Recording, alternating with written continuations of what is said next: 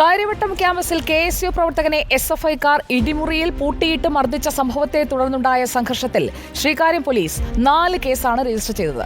3 കേസുകൾ SFI പ്രവർത്തകർക്കെതിരെയും 1 MLA-മാരായ M. വിൻസെന്റ്, ചാണ്ടി ഉമ്മൻ എന്നിവർ ഉൾപ്പെടെ KSU യൂത്ത് കോൺഗ്രസ് പ്രവർത്തകർക്കെതിരെയുമാണ്. R. റോഷിപാൽ നൽകും ഈ കേസുകളുടെ അന്വേഷണം എവിടെ എത്തി നിൽക്കുന്നു എന്നുള്ളതിന്റെ ഇപ്പോഴത്തെ status. R. Roshipal, welcome to good evening with Sujaya Parvathy. എന്തായി ഈ 2 കേസുകൾ വരുമ്പോൾ അതിലേതിനാണ് കൂടുതൽ പ്രാധാന്യത്തോടുകൂടി അന്വേഷണം ഇപ്പോൾ പുരോഗമിക്കുന്നത്? ഈ കേസ് ഇന്ന് നിയമസഭയിലും എത്തുന്നത് നമ്മൾ കണ്ടതാണ്. ഈ കേസിന്റെ ഒരു സ്റ്റാറ്റസ് ആദ്യം അത് പറയൂ.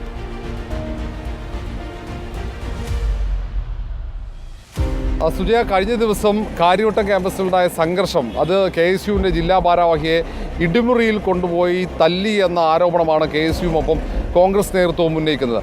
പിന്നീട് പോലീസ് എത്തിയാണ് ഈ ജില്ലാ സെക്രട്ടറിയെ മോചിപ്പിക്കുന്നത്. പക്ഷേ അതിൻ്റെ തുടർച്ചയായി SFI പ്രവർത്തകർക്കെതിരെ കേസെടുത്തില്ലെന്ന് ആരോപിച്ച് KSU പ്രവർത്തകർ പോലീസ് സ്റ്റേഷനിൽ നടത്തിയ ഉപരോധം, അതിന് പിന്നാലെ ഉണ്ടായ ചില സംഘർഷങ്ങൾ, അതിലാണ് MLA-മാർക്കെതിരെ കേസെടുത്തത്. പോലീസിനെ ആക്രമിച്ചതടക്കമുള്ള കുറ്റങ്ങളുണ്ട്. അത്തരത്തിൽ പോലീസ് സ്റ്റേഷനിൽ അതിക്രമിച്ച് കയറിയതടക്കമുള്ള കുറ്റങ്ങൾ ചുമത്തി ആ കേസ് വളരെ ഗൗരവത്തോടെ അന്വേഷിച്ച് മുന്നോട്ട് പോകുന്നു.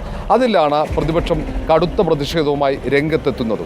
അന്ന് തന്നെ KSU പ്രവർത്തകർ സെക്രട്ടേറിയറ്റിലേക്ക് ഈ കാര്യത്തിൽ മാർച്ച് നടത്തിയിട്ടുണ്ട്. MLA-മാർക്കെതിരെ കേസെടുത്ത കാര്യത്തിൽ അവിടെ KSU സംസ്ഥാന അധ്യക്ഷൻ അലോഷ്യസിൻ്റെ നേതൃത്വത്തിൽ നടത്തിയ സമരം, കുത്തിയിരിപ്പ് സമരം, ഈ SFI പ്രവർത്തകർക്കെതിരെ KSU ജില്ലാ സെക്രട്ടറിയെ ആക്രമിച്ച് ഇടിമുറിയിൽ കൊണ്ടുപോയി തല്ലിയ SFI പ്രവർത്തകർക്കെതിരെ കേസെടുക്കണമെന്ന് ആവശ്യപ്പെട്ടായിരുന്നു രാത്രി ഏതാണ്ട് 11 മണിക്ക് ശേഷം police station, Sreekaryam police station ഉപരോധിച്ചത്.